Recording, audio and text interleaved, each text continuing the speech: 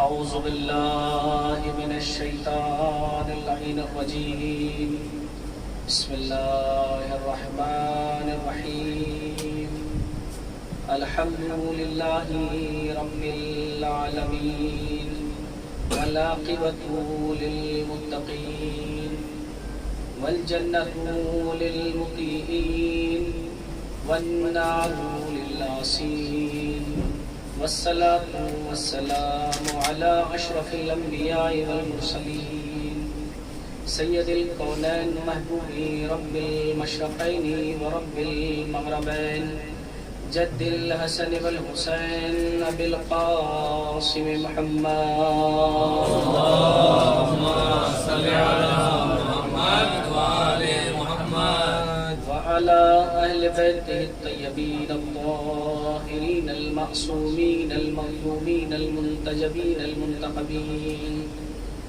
أذهب الله عنهم الرجس وطهرهم تطهيرا اللهم صل على محمد وآل محمد ولعنة الله على أعدائهم وغاصب حقوقهم ومنكر فضائلهم ومصائبهم أجمعين من الآن إلى قيام يوم الدين أما بعد فقد قال العلي عليه السلام إلهي كفى بإذن أن أكون لك عبدا صلوات اللهم صل على محمد وآل محمد عزیزان گرامی قدر اور سامعین ذوی الاحترام، علماء کرام،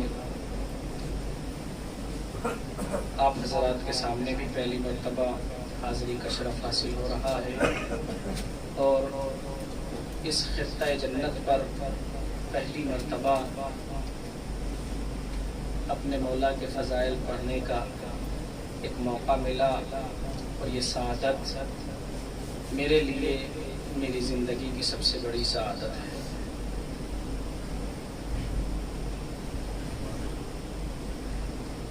رضا مرحوم صاحب جنہوں نے مصرے کہے تھے کہ جن کا مفہوم یہ تھا کہ میں اپنے مولا کے سامنے قبر میں مولا کی مدح کروں، ہمارے لیے زندگی میں یہ موقع مل رہا ہے کہ ہم مولا کے دیار میں بیٹھ کر مولا کے فضائل پڑھیں۔ اسی لیے میں نے مولا کے اس فقرے کا انتخاب کیا کہ جس کے بارے میں یہ ملتا ہے کہ اسے سونے کے الفاظ میں لکھ کر، سونے کے قلم سے لکھ کر اپنے گھروں میں آویزاں کیا جائے اور اس کو یاد کیا جائے۔ یہ وہ فقرے ہیں کہ جن میں فصاحت و بلاغت کود کود کے بھری ہوئی ہے۔ مولا کی یہ فقرے ہیں۔ دیکھیے، ان فقروں تک آنے کے لیے ایک چھوٹی سی تمہید کی ضرورت ہے، وہ آپ کے سامنے پیش کر رہا ہوں کہ خالق کائنات نے اس گلشن کائنات کو سجایا، اس گلشن کائنات کو وجود سے آراستہ فرمایا تو بہت طرح کی مخلوق کو پیدا کیا۔ اللہ نے جمادات کو پیدا کیا، نباتات کو پیدا کیا، حیوانات کو پیدا کیا، انسانات کو پیدا کیا، لیکن اللہ جس مخلوق سے سب سے زیادہ محبت کرتا ہے اسے انسان کہتے ہیں۔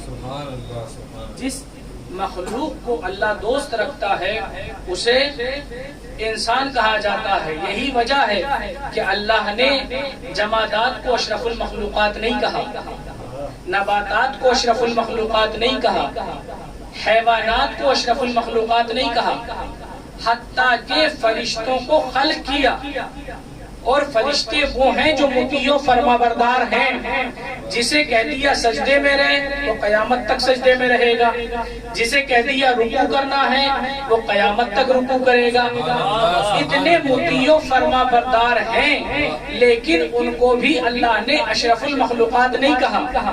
لیکن انسان کو خلق کرنے کے بعد اپنی خلقت پر بھی غرور کیا، اپنے آپ کو بھی احسن الخالقین کہا اور انسان کو اشرف المخلوقات بنایا۔ جب یہ تاج اشرفیت اشرفیت انسان کے سر پر رکھا جا رہا تھا تو ایسا نہیں ہے کہ جبرائیل جیسا فرشتہ موجود نہیں تھا، ایسا نہیں ہے کہ میکائیل جیسا فرشتہ موجود نہیں تھا، ایسا نہیں ہے کہ اسرافیل جیسا فرشتہ موجود نہیں تھا، یہ سارے فرشتے موجود تھے، لیکن اللہ نے تاج اشرفیت آدم کے سر پر رکھا۔ جب یہ تاج اشرفیت آدم کے سر پر رکھا ہے تو اب اس کے کچھ تقاضے بھی ہوں گے۔ اب تقاضے یہ ہوں گے کہ اللہ کبھی انسان کو جب یہ مشکل میں آئے گا فرشتوں کے دروازے پر نہیں بھیجے گا، بلکہ فرشتوں کو انسانوں کے دروازے پر بھیجے گا۔ فرشتوں کو انسان کے دروازے پر بھیجے گا۔ یہی وجہ ہے، آپ پوری تاریخ انسانیت کا مطالعہ کیجئے، تاریخ آدمیت کو دیکھیے تو آپ کو کہیں نہیں ملے گا کہ اللہ نے کسی نبی سے کہا ہو، کسی ولی سے کہا ہو، کسی بھی انسان سے کہا ہو تمہیں کوئی مشکل ہے جاؤ جبرائیل کے دروازے پر چلے جاؤ مشکل حل ہو جائے گی۔ ذرا سا میرے ساتھ رہیے گا، بالکل ایسے مولوی بن کے نہیں سننا ہے، چونکہ ہم مولوی بن کے سب کی مجلسیں سنتے ہیں، بڑے اکڑ کے بیٹھ جاتے ہیں، لیکن جب خود پڑھتے ہیں سوچتے ہیں سب داد دیں، ہے نا؟ تو ہمیں مولوی بن کے نہیں سننا ہے، ایک سامع بن کے سننا ہے۔ جب یہاں بیٹھیں گے تو خود کو خطیب سمجھیں گے، لیکن جب فرش میں بیٹھیں گے تو خود کو سامعین میں شمار کریں گے۔ اب آپ کی مرضی ہے، کیا اللہ نے کسی نبی سے نہیں کہا، کسی ولی سے نہیں کہا، کسی امام سے نہیں کہا کوئی مشکل ہے جاؤ جبرائیل کے دروازے پر چلے جاؤ، لیکن اشرفیت کا تقاضا یہ تھا کہ فرشتوں کو لا کر اپنے بندوں کے دروازوں پر کھڑا کر دیا، جاؤ چکی چلانی ہے دروازے پر چلے جاؤ، چلے جاؤ، اپنے بندوں کے دروازے پر لا کے کھڑا کر دیا۔ اللہ بتانا کیا چاہتا ہے؟ اللہ بتانا یہ چاہتا ہے تم بندگی کا حق ادا کرتے چلے جاؤ، ہم کائنات کو تمہارے دروازے پر جھکاتے چلے جائیں گے۔ بندگی کا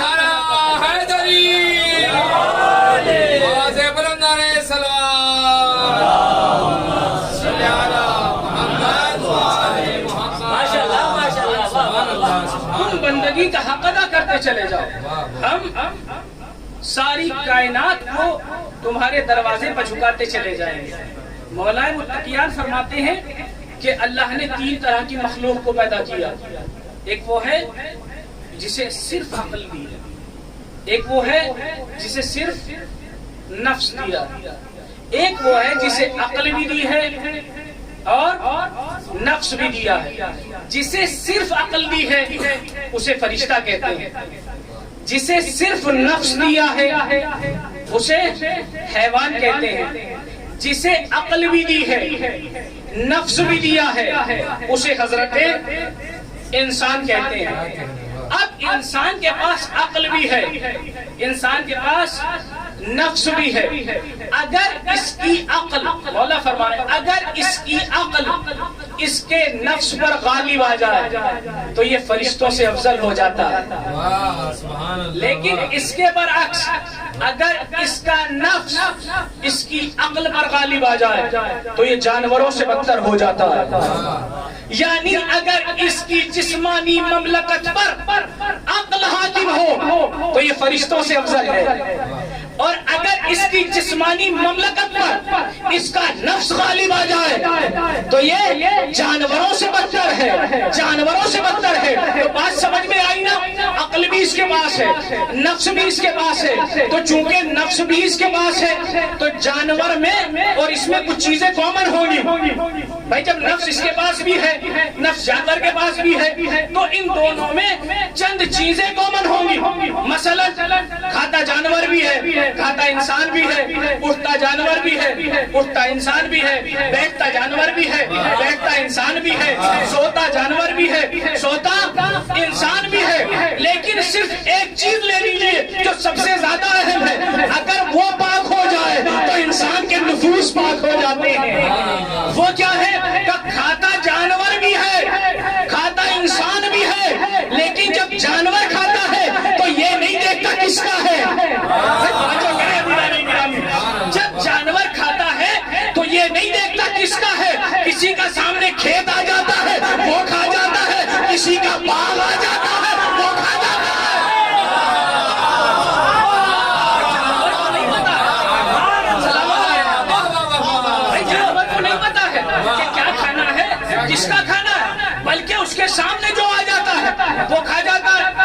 سامنے کھیت آ جائے اسے نہیں پتا میرے مالک کا ہے یا نہیں ہے، وہ کھا جاتا ہے، کسی کا باغ آ جائے وہ کھا جاتا ہے، لیکن چونکہ انسان کو اشرف المخلوقات بنایا، اشرف بنایا، اعلیٰ بنایا، مکرم بنایا، بلند بنایا، ایک ایسے معیار بنا کے کھڑا کر دیا کہ ساری مخلوقات سے ممتاز نظر آتا ہے، تو اللہ نے کہا چونکہ میں نے تجھے اشرف بنایا ہے، میں نے تجھے اعلیٰ بنایا ہے، میں نے تجھے بلند بنایا ہے، اب اگر ایک لقمہ بھی دہن تک لے کے جانا تو پہلے دیکھ لینا کسی غریب کا تو نہیں ہے، کسی یتیم کا تو نہیں ہے۔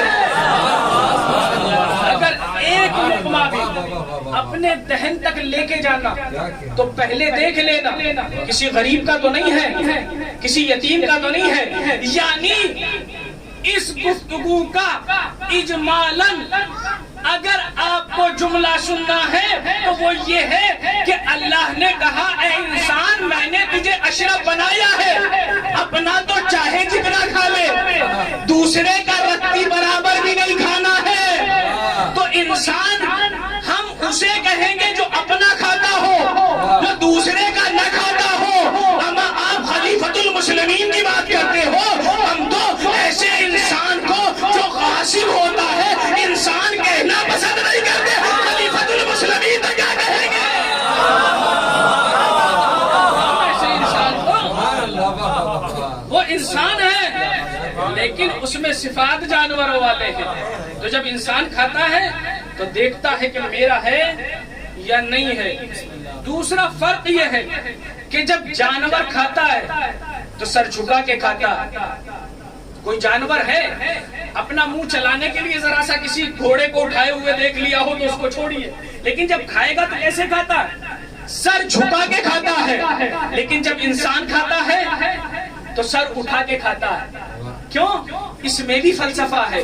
اس میں فلسفہ یہ ہے کہ اللہ نہیں چاہتا کہ کوئی انسان ایک لقمے کے لیے اپنے سر کو جھکائے، چونکہ اگر ایک لقمے کے لیے انسان اپنا سر جھکائے گا یا اللہ کو چھوڑ کر کسی کے سامنے اپنا سر جھکائے گا، ایک صلوات پڑھے محمد والے محمد پر،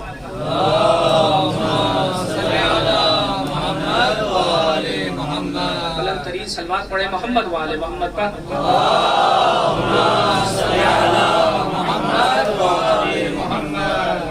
اگر انسان اللہ کو چھوڑ کر کسی کے سامنے اپنا سر جھکائے گا تو یہاں بھی ذلیل ہوگا، وہاں بھی ذلیل ہوگا۔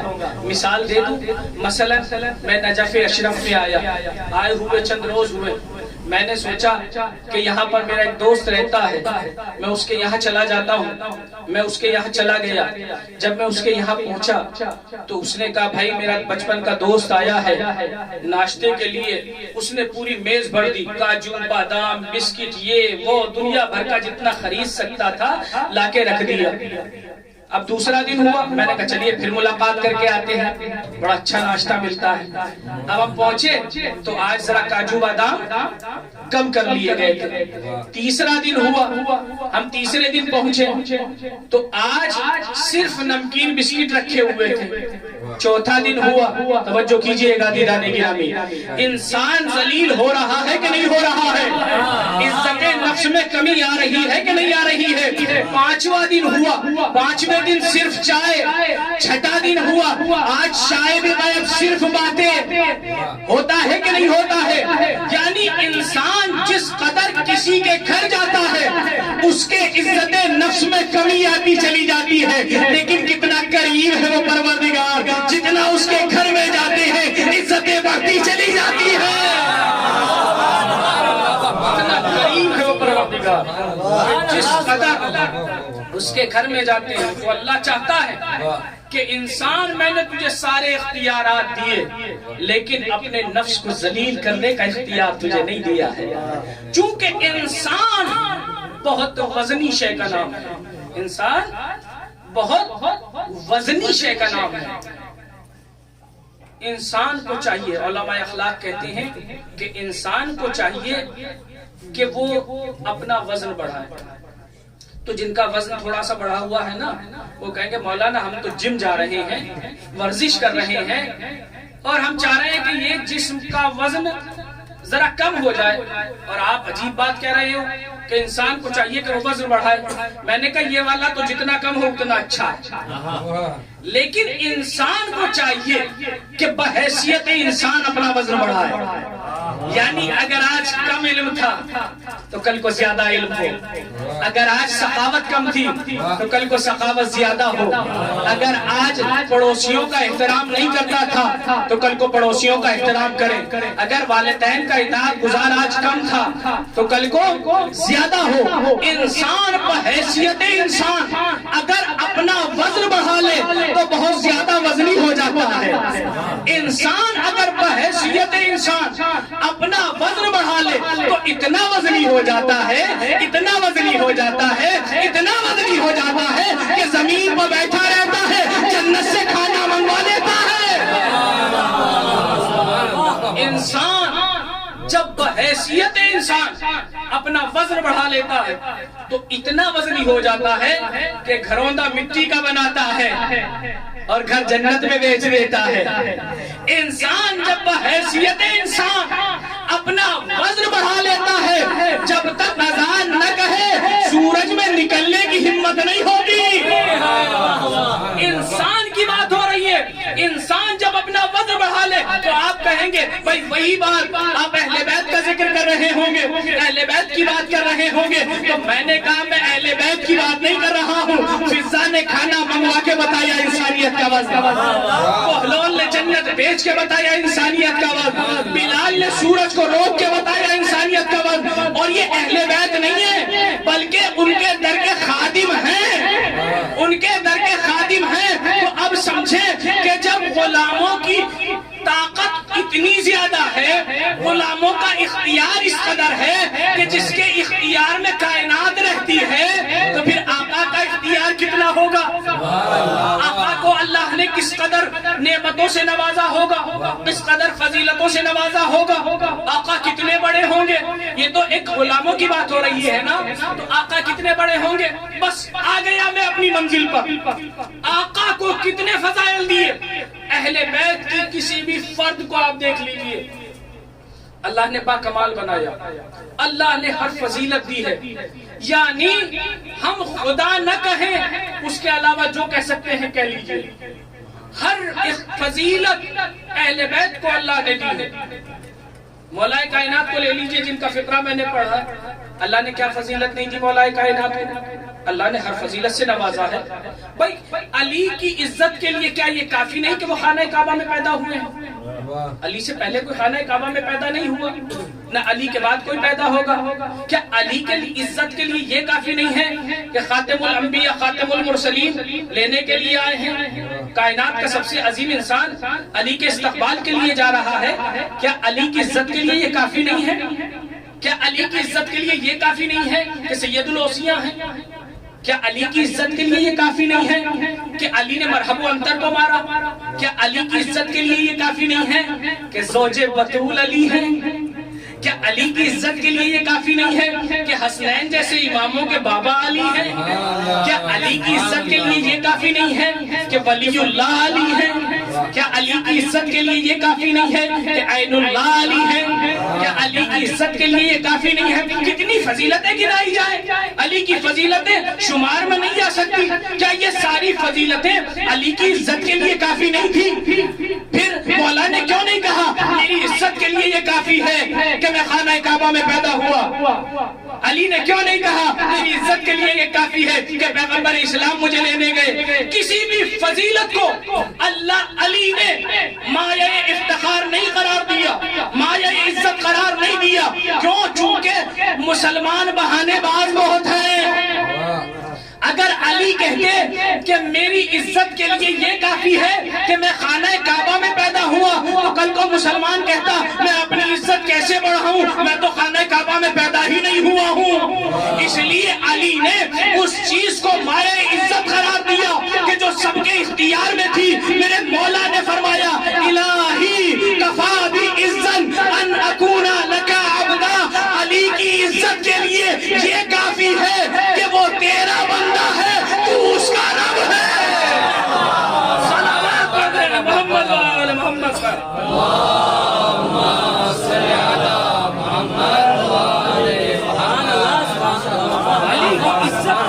काफी है कि वो तेरा बंदा है। बंदा सुपरलेटिव डिग्री है। अगर हम देखें तो बुनियादे नबूवत व इमामत व खिलाफत भी बंदगी है। अगर बंदगी पैदा हो जाए नफ्स में, उसके बाद अल्लाह अपने ओहदे नफूस में वदियत करता है। लेकिन इससे पहले कि चूंकि किसी भी मौजू पर जो गुफ्तगू की जाती है तो पहले उसकी डेफिनेशन बयान की जाती है, और सबसे आसान डेफिनेशन उलमा किराम बेहतर जानते हैं। सबसे आसान तारीफ जो होती है वो तारीफ बिल मिसाल होती है, जो बड़े आसानी से समझ में आ जाती है। इसलिए मिसाल के तौर पर बंदा कहते किसे हैं, समझिए। एक शख्स, एक ताजिर था जो गुलाम बेचा करता था। बहरहाल आज गुलाम बेचे नहीं जाते हैं, आज गुलाम बनाए जाते हैं। वाह सुभान अल्लाह। वो गुलाम बेचता था। एक शख्स पहुंचा, कहा मुझे गुलाम की जरूरत है। तो उसने सबसे हट्टा कट्टा मजबूत गुलाम सामने लाके खड़ा कर दिया, कहा ये ले लीजिए। इन्होंने 2 सवाल पूछे उससे, कहा ये बताइए आपका नाम क्या है? उसने कहा मसलन मेरा नाम अब्दुल्ला है। कहा क्या क्या कर लेते हो? उसने कहा मैं बढ़ी भी हूँ, मैं मिस्त्री भी हूँ, मैं मौलवी साहब भी हूँ, मैं प्रोफेसर भी हूँ, मैं ये भी हूँ, वो भी हूँ। एक पूरी फहरिस्त गिनवा दी। इन्होंने कहा रिजेक्ट, ये नहीं चाहिए। कहा दूसरा बुलाइए। दूसरा आ गया, उन्होंने उससे भी यही 2 सवाल पूछे, उसने भी यही जवाब दिया। जितने भी गुलाम थे उसके यहाँ उसने सबको बुलाया और इन्होंने उससे उन सब से यही 2 सवाल पूछे, ये बताओ तुम्हारा नाम क्या है, तुम क्या क्या कर सकते हो? उन्होंने यही जवाब दिया मेरा नाम अब्दुल्ला है मसलन, और मैं ये पूरी फहरिस्त अपनी गिनवा दी। उन्होंने कहा मुझे इनमें से कोई नहीं चाहिए। देखिए अच्छा ताजिर अपने ग्राहक को आसानी से नहीं जाने देता। उसने कहा चाहिए क्या? कोई गुलाम बचा है? कहाँ एक नहीफ सा कमजोर सा गुलाम मेरे पास बचा हुआ है, लेकिन उसे लेके क्या करोगे? वो तो मेरी नजर में कुछ नहीं है। कहा बुलाइए तो सही। उसे बुलाया। अब सुनिए गाज़ीदाने गिरामी, उलमाए किराम, आपकी बारगाह में ये जुमला पेश कर रहा हूँ। एक मर्तबा उस नहीफ से कमजोर से गुलाम को बुलाया गया।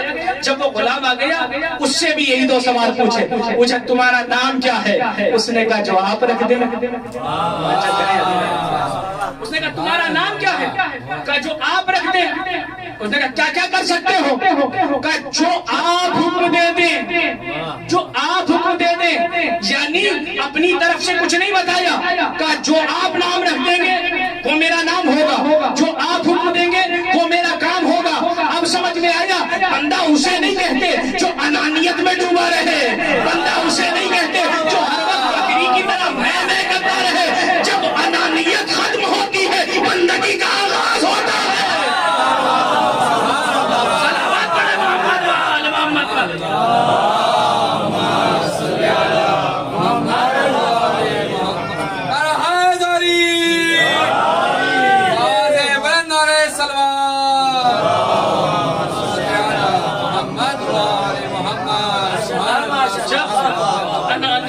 होती है तब बंदगी का आगाज होता है। इसने कहा इसे दे दीजिए, इसकी कीमत बताइए।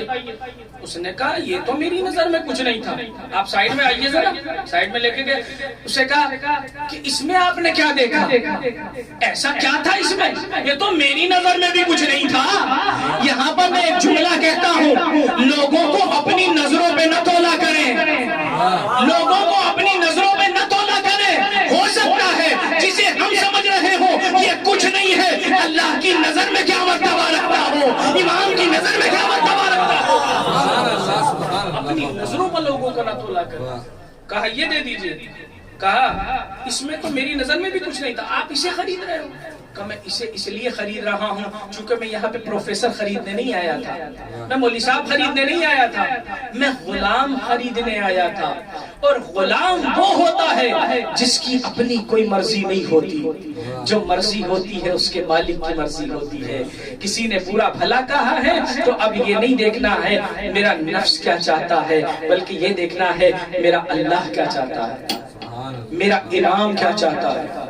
जब ये तसव्वुर ज़हन में आ जाता है تو انسان عبدیت کی منزلوں پر فائز ہونے لگتا ہے، عبودیت کی منزلوں پر فائز ہونے لگتا ہے. اور اصطلاحیں آپ سے مجھ سے بہتر تو آپ جانتے ہیں. دیکھیے عبودیت اور شے کا نام ہے، نماز اور شے کا نام ہے.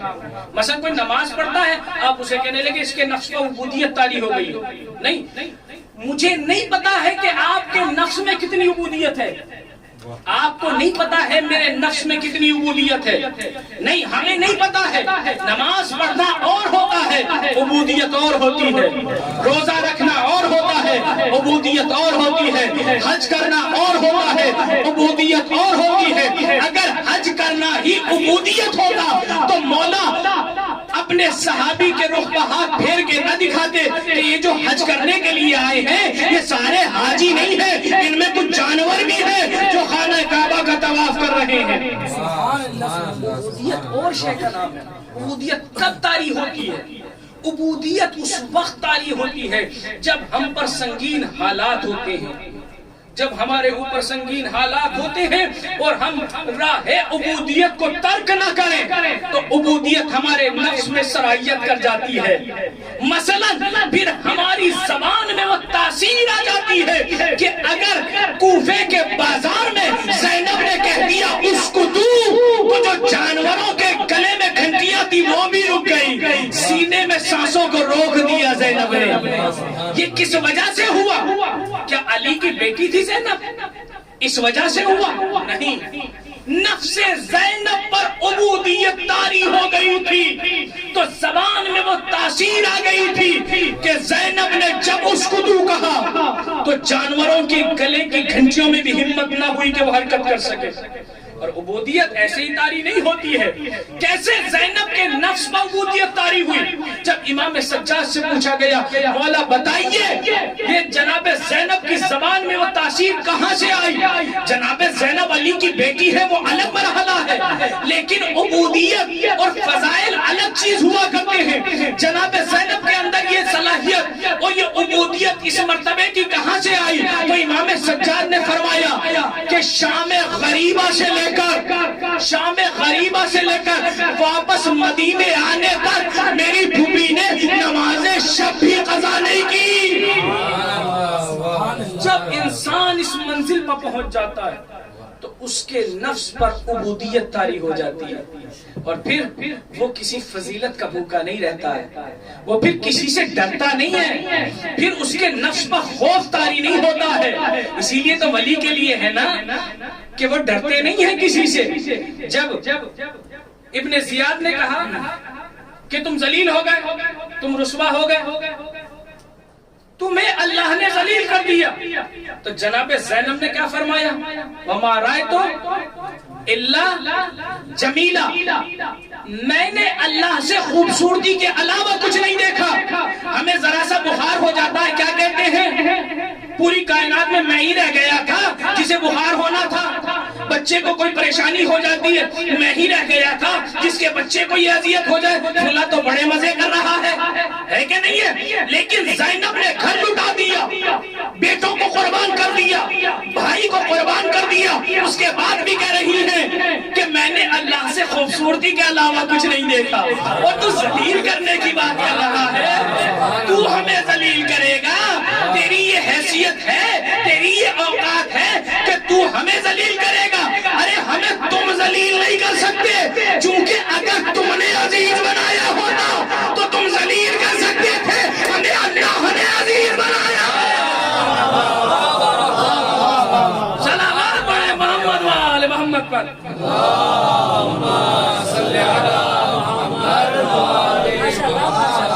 ہمیں تمہیں نے عزیز نہیں بنایا، ہمیں اللہ نے عزیز بنایا ہے. تو کیا سمجھ رہا ہے تخت و تاج پہ بیٹھ کے تو ہمیں ذلیل کرے گا؟ تیری یہ اوقات ہے؟ ارے تیری حکومت لوگوں کے سروں پر ہے، ہماری حکومت اللہ نے لوگوں کے دلوں پر قرار دی ہے. ہمیں تو ذلیل نہیں کر سکتا. جب عبودیت طاری ہو جاتی ہے پھر جناب زینب ڈرتی نا کہ ایک حاکم کے سامنے ایسے بول رہی ہیں، لیکن نہیں، جب بولی ہے تو اسلام کے لیے بولی ہے. اللہ کے لیے بولی ہے، میرا مالک کیا چاہتا ہے یہ سمجھ کے بولی ہے۔ اور جب یہ عبودیت طاری ہوتی چلی جاتی ہے تو انسان اپنے آپ کو اتنا قوی بنا لیتا ہے، اس کا کنٹرول اپنے اوپر اتنا زیادہ ہو جاتا ہے کہ پھر اس پر ذاتی تاثرات نہیں ہوتے ہیں۔ مثلا ایک بات پیش کر کے گفتگو کو تمام کروں۔ مثلا جب جنگ خندق ہوئی، جنگ خندق میں ہوا کیا؟ جنگ خندق میں ابو سفیان نے بہت سارے لوگوں کو جمع کیا، یہودی اور عیسائیوں سے بھی مدد لی اور بہت سارے حزب اکٹھے کیے، اسی لیے اس کو جنگ احزاب بھی کہا جاتا ہے۔ یہ سب لوگ آ گئے، جناب سلمان کے مشورے کے ساتھ خندق کھودی گئی۔ میں بتانا چاہ رہا ہوں کہ بندگی جب نفس پر طاری ہو جاتی ہے تو انسان کس منزل پہ پہنچ جاتا ہے۔ جنگ خندق کا پورا منظر آپ کے ذہن میں، صرف مجھے ایک اشارہ دے رہا ہے۔ کھودی گئی، اب کس کے مشورے سے کھودی؟ جناب سلمان کے مشورے سے کھودی۔ کون مشورہ لے رہا ہے؟ عقل کل مشورہ لے رہا ہے۔ کس سے مشورہ لے رہا ہے؟ اپنے صحابی سے مشورہ لے رہا ہے۔ ابھی کسی بڑے عالم دین کو میں کہتا ہوں قبلہ آپ ایسا نہ کریں، ایسا کر لیجئے، وہ کیا کہے گا؟ تمہیں آئے ہوئے 8 دن نہیں ہوئے ہیں، تم ہمیں مشورے دو گے؟ میں ایسے نہیں کہہ رہا ہوں کہ ویسے ہی اپنے پاس سے کہہ رہا ہوں، یہ دیکھا اگر کسی سے کہا جائے کہ آپ ایسے کر لیجئے تو کیا کہے گا؟ تمہیں جمعہ آئے ہوئے 8 دن ہوئے ہیں، تم ہمیں مشورے دو گے، تم ہمیں بتاؤ گے کہ کیا کرنا ہے کہ نہیں ہے؟ لیکن عقل کل نے مشورہ لے کے بتایا۔ اگر مشورہ برا ہوتا تو پیغمبر مشورہ نہ لیتے۔ مشورہ تو ایسا قلعہ ہے کہ جس کے اندر اگر انسان چلا جائے وہ ہر طریقے کی بلا سے محفوظ ہو جاتا ہے، ہر ذلت سے محفوظ ہو جاتا ہے۔ تو جناب سلمان کے مشورے سے خندق کھودی گئی۔ جب خندق کھودی گئی تو صرف عمرو ابن عبد ود نہیں بلکہ اور 6-7 پہلوان اور جو اس وقت کے نامی گرامی تھے وہ بھی پار کر کے آ گئے۔ تو خندق کیوں کھودی گئی تھی؟ تاکہ ان سے بچا جائے، ہے نا، اس لیے کھودی گئی تھی نا۔ لیکن بڑے بڑے پہلوان تو پار کر کے آ گئے ہیں تو مقصد تو فوت ہو گیا نا۔ تو ایک بہت بڑے خطیب بنگال اطہر صاحب فرماتے تھے اس موقع پر، یہ جو خندق کھودی گئی ہے یہ اگر دشمنوں کے لیے کھودی جاتی، دشمنوں کے لیے اگر یہ کھودی جاتی تو دشمن تو آ گیا ہے، سب سے بڑا دشمن آ گیا، مقصد فوت ہو گیا۔ پھر یہ کھودی کیوں گئی؟ کہ میری سمجھ میں تو یہ آتا ہے یہ خندق دشمنوں کے لیے نہیں تھی، دوستوں کے لیے تھی۔ جنگ احد میں دیکھ چکے تھے کہ جب موقع پڑتا ہے یہ ساتھ چھوڑ کے بھاگ جاتے ہیں، خندق کھدوا دیتے ہیں۔ اب جائیں گے تو کہاں جائیں گے؟ صلوات پڑھے محمد و آل محمد پر۔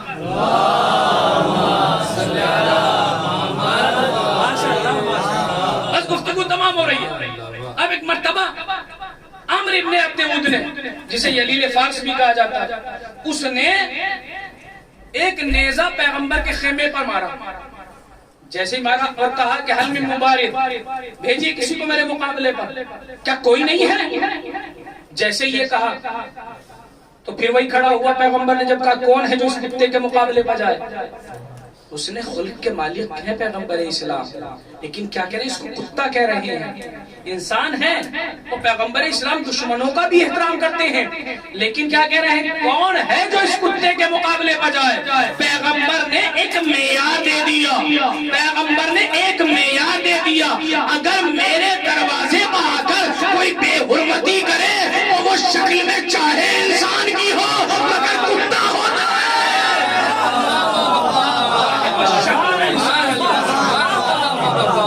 اگر وہ کتا ہوتا۔ اب اس نے کہا، جب اس نے پکارا پیغمبر نے کہا کون ہے جو اس کتے کے مقابلے پر جائے؟ پھر وہی کھڑے ہوئے جو ہر جگہ کھڑے ہوتے ہیں، مولا کائنات کھڑے ہوئے۔ پیغمبر نے کہا آپ بیٹھ جاؤ۔ کہا کوئی ہے جو اس کتے کے مقابلے پر جائے؟ تو عکاسی یہ کی ہے اس منظر کی کہ لوگ ایسے بیٹھے تھے کہ جیسے ان کے سروں پر پرندے بیٹھے ہوئے ہوں۔ اور بالکل صحیح بات ہے، ان کا پرندہ جاں قفس انصری سے نکل کر ان کے سر پر جا کے بیٹھ گیا تھا، اور اس وقت جو لمبے قد کے رہے ہوں گے انہیں تو اپنا وجود بھی چھپانا مشکل پڑ رہا ہوگا، وہ جھکے ہوئے بیٹھے ہوں گے اور آج نادم ہوں گے اپنے درازی قد پر کہ چھپے تو کیسے چھپے۔ اب اگر کوئی اٹھنا بھی چاہتا تھا تو کونی مار کے کہتے تھے ارے کہاں جا رہے ہو، اس نے 1000 آدمیوں سے اکیلا لڑا تھا، آپ اس کے پاس کہاں جا رہے ہو، اتنا بڑا پہلوان ہے، یلیل فارس کہا جاتا ہے، اس نے اونٹنی کے بچے کو اپنی ڈھال بنا لیا تھا۔ تو کوئی اگر اٹھنا بھی چاہتا تھا بیچارہ بیٹھ جاتا تھا۔ مولا کائنات اٹھے، پہلی مرتبہ میں بھی اٹھے، 2 مرتبہ میں بھی اٹھے، مجھے نہیں پتا 3 مرتبہ میں اٹھے یا 4 مرتبہ میں اٹھے، لیکن میں نے یہ عمل پیغمبر کا دیکھا، چاہے وہ ذوالعشیرہ کا موقع ہو اور چاہے یہ موقع ہو، پیغمبر اسلام نے 1 سے زیادہ مرتبہ میں علی کو بھیجا ہے۔ وجہ کیا ہے، سبب کیا ہے؟ میں سوچتا ہوں پیغمبر کو تو پتا ہے نا کہ علی ہی جائیں گے اور کوئی نہیں جا سکتا، پھر یہ 2 مرتبہ یا 3 مرتبہ عمل دہرانے کی ضرورت کیا ہے؟ شاید پیغمبر قیامت تک کے لیے ان کی زبانوں پر تالے ڈالنا چاہتے ہیں، کوئی یہ بہانہ نہ کر دے علی اس وقت بچے تھے جلدی سے کھڑے ہو گئے، آج جوان تھے جلدی سے کھڑے ہو گئے، ہم بوڑھے تھے ذرا کھڑے ہونے میں ٹائم لگتا ہے ورنہ ہم ہی چلے جاتے۔ اس لیے پیغمبر نے دروازے کو بند کیا، نہیں تم بہانہ نہیں کر سکتے، علی کھڑے ہوئے، علی کو پیغمبر اسلام نے بھیجا، کس طریقے سے بھیجا؟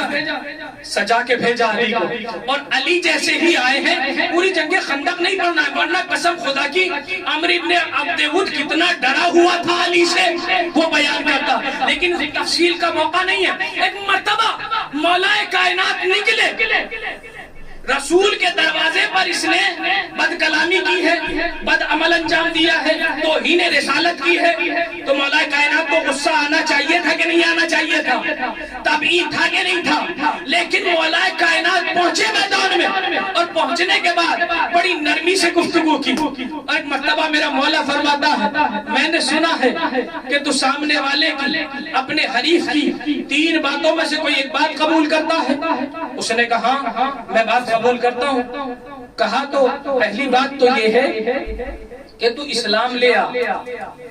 یہ اسلام لے آ جو مولا کہہ رہے ہیں، یہ مولا جنگ کے میدان کو مدرسہ بنا رہے ہیں، یعنی مولا کہنا یہ چاہ رہے ہیں اسلام لے آ کا مطلب یہ ہے کہ آخرت میں جہنم کے عذاب سے بچ جائے گا، یہاں میری تلوار سے بچ جائے گا، مولا مدرسہ بنا رہے ہیں۔ پھر اس کے بعد مولا نے کہا دوسری بات یہ ہے اگر اسلام نہیں لاتا ہے تو ایسا کر واپس چلا جا۔ اس نے کہا کہ میں واپس نہیں جا سکتا، چونکہ اگر میں واپس چلا گیا تو عرب کی عورتیں تانا دیں گی، اس لیے میں واپس بھی نہیں جا سکتا۔ کہا اچھا اگر واپس نہیں جا سکتا تو کر حملہ۔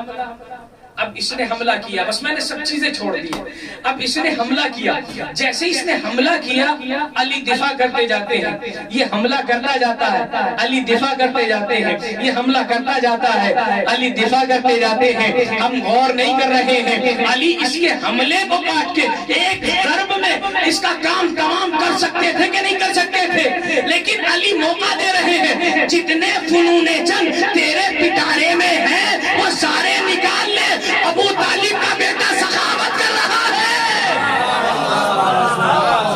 ابو طالب کا بیٹا سخاوت کر رہا ہے، کل کوئی یہ نہ کہہ دے کہ علی نے اتفاق سے قتل کر دیا تھا، نہیں جتنے فنون جنگ دکھا سکتا ہے دکھا دے، پھر بعد میں افسوس نہ کرنا، اس نے اپنے سارے فنون جنگ دکھائے، ابو طالب کا بیٹا دفاع کرتا رہا، ایک مرتبہ جب یہ حملہ کرتے کرتے تھک گیا، اس کے بعد مولا نے فرمایا اب جواب میں حملے کو برداشت کر، علی کی تلوار چلی، علی نے 2 ضربوں میں قتل کیا ہے، عمرو ابن عبد ود کو 1 ضرب میں قتل نہیں کیا، 2 ضربوں میں قتل کیا اور قتل کر دیا، لیکن اس سے پہلے کا مرحلہ جو میرے موضوع کے مطابق ہے، علی نے اس پر قبضہ کر لیا، کچھ لوگوں نے اس بات کو تسلیم کیا ہے، کچھ نے انکار کیا ہے، مجھے اس اختلاف میں نہیں جانا ہے، لیکن ایک بات تو ہے نا مولا اللہ کے لیے سب کام کرتے ہیں، اتنا تو ہم مانتے ہیں نا، جیسے اس کے اوپر سوار ہوئے اس نے لعاب دہن مولا کائنات کے اوپر ڈالا،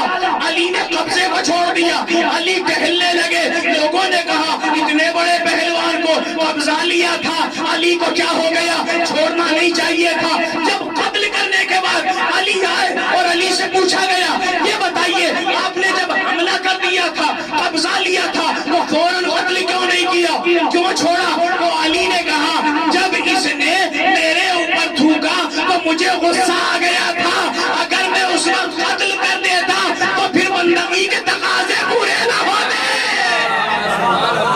صلوات پڑھیں محمد وآل محمد پر.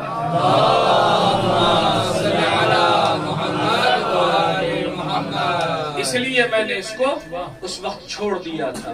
یعنی اللہ کے لیے کام کرنے کو اپنے لیے مایہ افتخار سمجھتے ہیں, اپنے نفس کو کبھی بیچ میں نہیں لاتے. جبکہ علی کا نفس تو خود نفس اللہ ہے, لیکن دنیا کو بتا دیا, دنیا کو پیغام دے دیا کوئی بھی کام کیا جائے تو صرف اللہ کے لیے کیا جائے, اپنی ذات کے لیے نہ کیا جائے. مجلس کی جائے تو صرف اللہ کے لیے, نوحہ پڑھا جائے تو صرف اللہ کے لیے, ماتم کیا جائے تو صرف اللہ کے لیے, کچھ بھی کام کریں تو صرف اللہ کے لیے. اگر ہمارا ہر کام اللہ کے لیے ہوگا تو پھر ہم امام کی نظر میں بھی معتبر ہوں گے, اللہ کی نظر میں بھی معتبر. عزیزان گرامی, عبودیت جب نفس میں اترتی ہے تو انسان پھر یہ نہیں دیکھتا ہے کہ میرا اکبر اہم ہے, نہیں. اگر ہم شکل پیغمبر ہے تو اللہ کے لیے وہ بھی قربان. پھر یہ نہیں دیکھتا ہے کہ میرا اصغر تو ابھی 6 مہینے کا ہے, نہیں, اللہ کی راہ میں اسے بھی قربان کر دیتا. صبح بڑی تفصیل سے جناب حبیب ابن مظاہر کے مسائل سن چکے ہیں, لیکن چونکہ میرے ایک دوست نے کہا کہ نہیں آپ جناب حبیب ابن مظاہر کے مسائل پڑھیں. عزیزان گرامی, جناب حبیب ابن مظاہر خط کے محتاج نہیں ہیں کہ انہیں خط بھیجا جائے تب جناب حبیب ابن مظاہر آئے. ارے جناب حبیب تو وہ ہیں, واحد وہ شخصیت ہے کہ جنہوں نے امام حسین پر اپنے آپ کو 2 مرتبہ قربان کیا ہے, 2 مرتبہ قربان کیا. ایک مرتبہ بچپن میں اپنے امام پہ اپنے آپ کو قربان کر دیا, ایک مرتبہ ضعیفی میں اپنے آپ کو امام کے اوپر قربان کر دیا. امام حسین سے جناب حبیب بڑی محبت کرتے تھے. ایک دن اپنے بابا سے کہنے لگے بابا آپ نے رسول کی دعوت کی ہے, میں چاہتا ہوں میری طرف سے امام حسین کی دعوت بھی کریں. پیغمبر اسلام کی اور امام حسین کی دعوت ہو گئی. جناب حبیب بار بار چھت پہ جاتے ہیں اور دیکھتے ہیں کہ میرا آقا آ رہا ہے کہ نہیں آ رہا ہے, بے-چین ہیں, مشتاق ہیں کہ جلدی سے میرا آقا آ جائے. اب ایک مرتبہ جیسے ہی چھت پہ پہنچے دیکھا امام آ رہے ہیں, رسول آ رہے ہیں. آتے ہوئے دیکھا جلد بازی میں نیچے آ رہے تھے کہ چھت سے گر گئے, اس دنیا سے رخصت ہو گئے. جناب حبیب باپ کا جذبہ بھی دیکھیں, اپنے بیٹے کو ایک حجرے میں رکھا تاکہ پیغمبر اسلام کھانا کھا سکے, شہزادہ کھانا کھا سکے. اب دسترخوان پر کھانا لگا دیا گیا, امام حسین بیٹھ گئے. جناب مظاہر نے کہا یا رسول اللہ شروع کیجئے, بسم اللہ کیجئے. امام حسین نے کہا نہیں, میرے دوست حبیب کو بلایا جائے, جب تک حبیب نہیں آئیں گے میں کھانا نہیں کھاؤں گا. جناب مظاہر نے کہا کہ آ جائیں گے آپ کھانا کھا لیجیے. کہا نہیں, جب تک حبیب نہیں آئیں گے حسین کھانا نہیں کھائے گا. تو حقیقت بتانا پڑی کہ حبیب اب اس دنیا میں نہیں رہے. امام حسین نے سنا, امام حسین حبیب کے قریب پہنچے, حبیب زندہ ہوئے, امام کو سلام کیا. اب یہ جذبہ جس کے ذہن میں بچپن سے ہو اور جسے پتا ہو میری زندگی پر اختیار حسین کا ہے، کیا وہ انتظار کرے گا؟ اس کی وجہ کیا ہے؟ خط کا انتظار کیوں کیا؟ خط کا انتظار اس لیے کر رہے تھے چونکہ ایک امام نے کوفے میں چھوڑا تھا، دوسرا امام جب تک نہیں بلائے گا حبیب کیسے آ جاتے؟ اس لیے 2 محرم ہے نا آج امام کا کارواں کربلا میں وارد ہو چکا ہے، امام کربلا میں پہنچ چکے ہیں۔ یہ قافلہ جب کربلا میں پہنچ گیا تو تیسری محرم سے لشکر پر لشکر آنے لگے۔ جناب زینب نے پوچھا اب کس کا لشکر آیا ہے؟ کہ خولی کا لشکر آیا ہے۔ کہا اب کس کا لشکر آیا ہے؟ کہا اب شمر کا لشکر آیا ہے۔ کہا اب کس کا لشکر آیا ہے؟ کہ پسر سعد بھی آ گیا ہے۔ ایک مرتبہ شہزادی زینب نے کہا اے فضہ ذرا میرے بھائی کو بلا لائیے، میں اپنے بھائی سے کچھ بات کرنا چاہتی ہوں۔ امام حسین تشریف لائے، جناب زینب نے کہا اے بھیا ادھر لشکر پر لشکر آ رہے ہیں، کیا ہمارا کوئی اس بڑی کائنات میں نہیں ہے کہ جسے ہم بلا سکیں؟ امام نے فرمایا اے بی بی میرے بچپن کا دوست حبیب ابن مظاہر ہے۔ اور یہ کہنے کے بعد امام نے خط لکھا، خط کا مفہوم آپ کے ذہن میں ہے۔ خط لکھنے کے بعد جیسے امام اس خط کو بند کرنا چاہتے تھے، جناب زینب نے کہا اے بھیا ایک جملے کا اضافہ میری طرف سے کر دیجئے۔ کہا زینب کیا لکھوں؟ کہا ایک جملہ لکھ دیجئے اے بھیا حبیب آنے میں دیر نہ کرنا۔ اجرکم اللہ، خدا کوئی غم نہ دے سوائے غم سید الشہداء کے۔ ارباب عذاب امام نے خط کو بند کیا، لفافہ بنایا، اپنے قاصد کو دیا جاؤ اور حبیب کے پاس لے جاؤ۔ کوفے قاصد پہنچا، 2 طرح کی روایتیں ہیں لیکن مشہور یہ ہے کہ جناب حبیب ابن مظاہر کھانا تناول فرما رہے تھے، لقمہ گلے میں اٹکا، محسوس کیا شاید کوئی چاہنے والا مصیبت میں ہے۔ ابھی یہ سوچ ہی رہے تھے کسی نے دق الباب کیا، پوچھا کون؟ کہا انا برید الحسین، میں حسین کا قاصد ہوں۔ میں لقمے کو وہیں پہ چھوڑا، دروازہ کھولا، ارے اپنے نام کے قاصد کو دیکھا، ارے کبھی اس کے ہاتھوں کو چومتے تھے، ان ہاتھوں سے میرے امام سے مصافحہ کیا ہوگا، کبھی اس کی آنکھوں کو چومتے تھے، ان آنکھوں سے میرے امام کی زیارت کی ہوگی۔ ارے حبیب نے خط کو کھولا، خط میں لکھا ہوا تھا اے حبیب زہرا کا لال نرغہ آدھا میں گر گیا ہے۔ اے حبیب حسین اکیلا نہیں آیا ہے، اے حبیب زیدانیہ بھی ساتھ میں ہے۔ ارے حبیب گریہ کر رہے ہیں۔ زوجہ نے پوچھا اے میرے والیو بھائی ارے سبب کیا ہے؟ آپ رو جو رہے ہیں؟ کہا زہرا کا لال نرغہ آدھا میں گر گیا ہے، مجھے نصرت کے لیے بلایا ہے۔ اور ایک مرتبہ زوجہ کہتی ہے کہ تمہارا ارادہ کیا ہے؟ تو میں سوچتا ہوں مجھے ضعیفی میں اکیلا چھوڑ کے چلا جاؤں گا، اب تیرا کیا ہوگا؟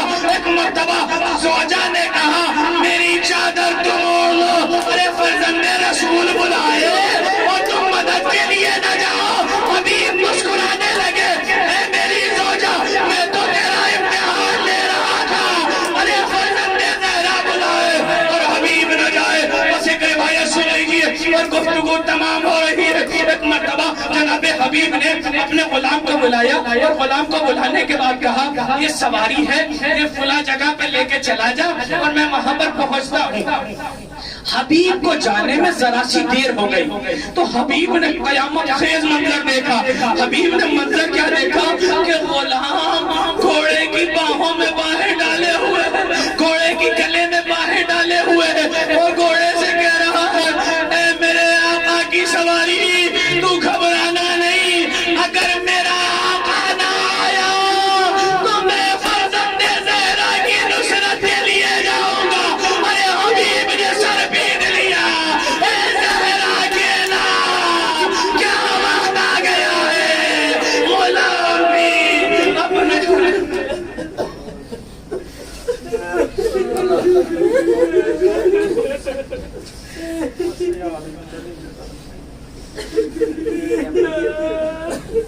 پاک ہماری سوء بصر سی باتوں کو قبول فرما